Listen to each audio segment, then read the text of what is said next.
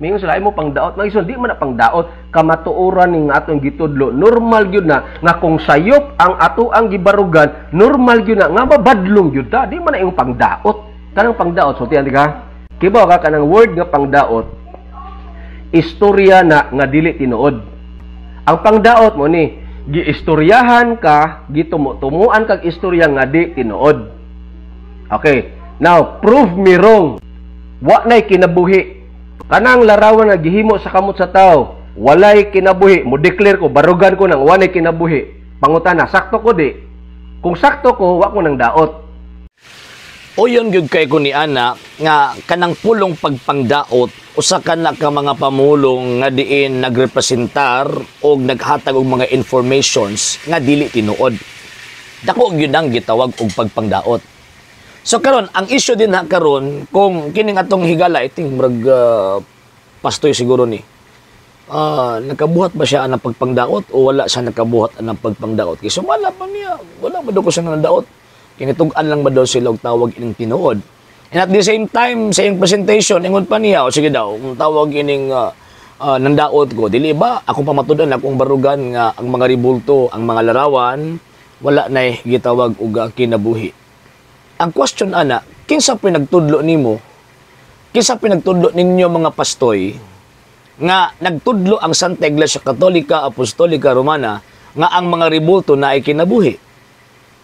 And number 2, kinsa pinagtudlo ninyo nga ang mga Katoliko mangayo og tawag ini mga panginahanglan diha sa gitawag og mga ribulto or ang giampuan mo ang mga ribulto? Actually, kanang question manggod usa man gud nakapangutana ba nga kanang entrada ba sa inyong tinuod nga objective nga ang sumpay ana himuon ninyo nga ang mga ribulto sa simbahang Katolika mga Dios-Dios. Diha na ang butbot, diha na ang pagbutang-butang, diha na ang pagpamakak ug pagpangdaot. Nganong man kay inyo ipamugos gyud nga ang mga ribulto simbahang Katoliko Dios-Dios mo man sumpay.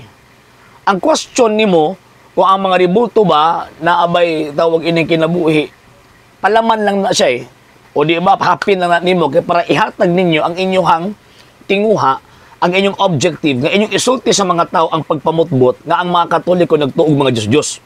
Mo man ay sumpay. Sumpay ito kay para mailhan nato damutbot mamugwa o nang daot mamugwa. Okay, ako ang pribahan nga nang daot mo. Kining mga pastoy nga mga higala nato o kining mga tagak nga gikan sa Katoliko na himo nang gitawag og di Katoliko.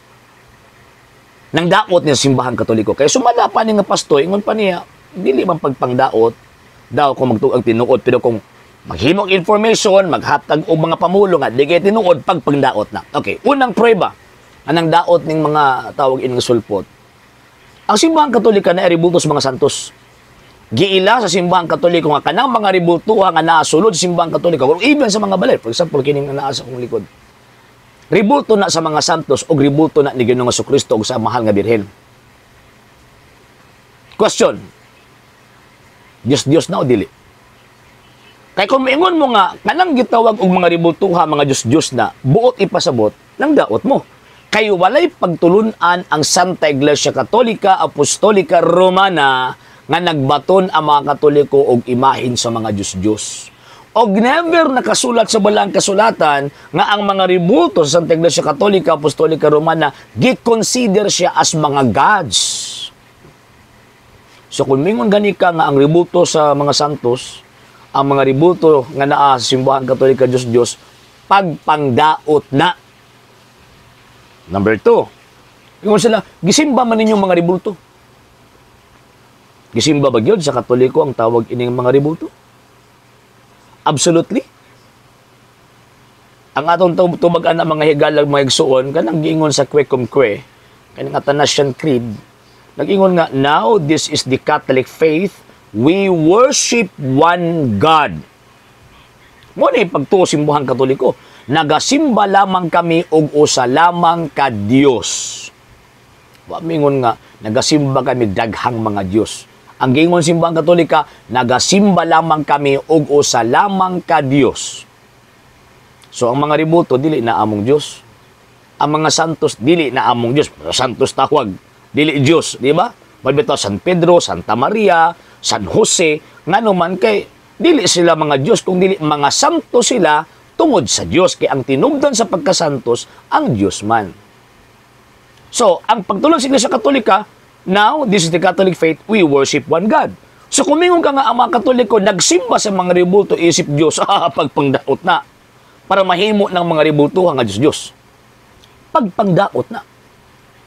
Number 3, tingnan mo nga, ayaw nga tawag ining alagari, o kasi pinagsulti ninyo, nga ang simbang Katolika nag-alagad sa mga ribulto. Diba? Kasi pinagsulti ninyo nga ang mga Katoliko nag-alagad sa mga ribulto. Ang mga Katoliko naghatag lang og pagtahod sa mga ribulto, dili tungod sa pagkaribulto, dili tungod sa pagkabato og pagkakayo, kung dili sa responsableng girepresentahan ni anang moong ribulto, mo nang nihatag mig pagtahod. So nga mo ang pagtahod, gibutang namo sa tawag ining balay. Nya syempre kay nagbutang mamig altar, nyang altar manggod dis kalibutan, amo na i-consider nga mo na ang refleksyon sa langit. Mo na magbutang mig krus, magbutang mig tawag anang imahen sa mga santos, magampo mi magatubang sa altar kay sugo biyan na sa balaan kasulatan, di ba tanawa tong mga Hudyo kani amto, magampo magsimba, magatubang og tawag ining altar. Unya ang altar na ni mga ribulto. Ang inyo may altar. Pudyo man ang inyo, stage man ang inyo.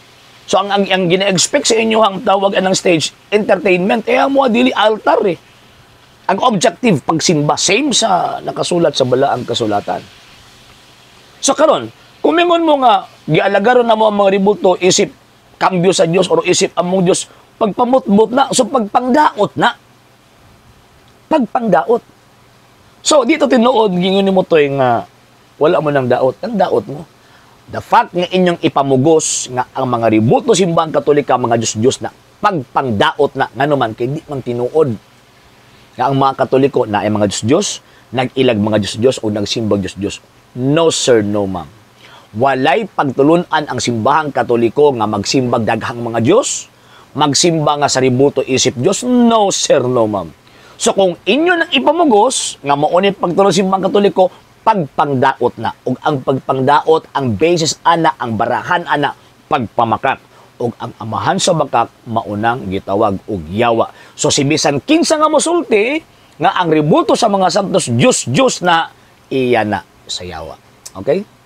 Sa hindi pa po nakapag-follow sa mga pages po natin, i-follow nyo po yung mga pages po natin, RJ Horolanciano II, TV Apolia Punto Argumento page, Kuya Apologies TV page, and RJ's Vlog 2022. And pwede rin po kayo mag-send po dyan ng Facebook stars. And also, sa atin po mga channels, sa hindi po nakapag-subscribe, i-subscribe po ninyo yung mga channels natin, The Lay Catholic, Apologies International Official, RJ Sano II TV, Kuya Apologies TV, and Barrio Kawayan Religious Forum.